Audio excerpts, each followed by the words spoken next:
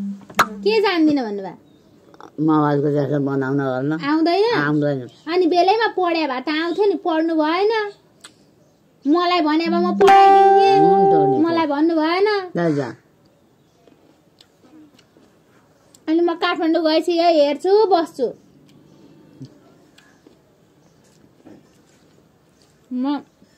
मलाई यति धेरै धेरै आफू यति खानुहुन्छ मलाई भयो आमालाई धेरै फेरि पेट दुख्छ है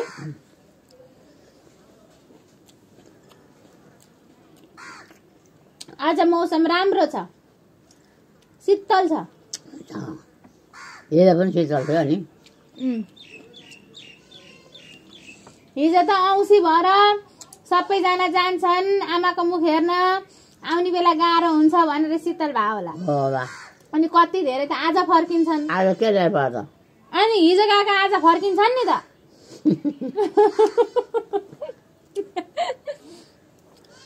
हैन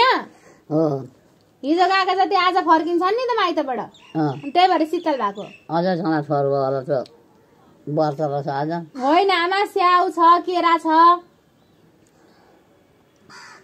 अलि राख्छ भने मैले अहिले दिउँसो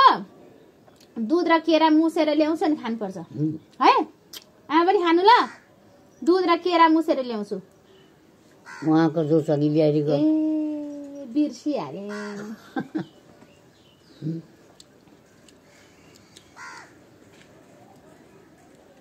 आमा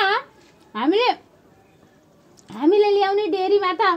छोरा मान्छेले बेच्छ त छोरा मान्छेले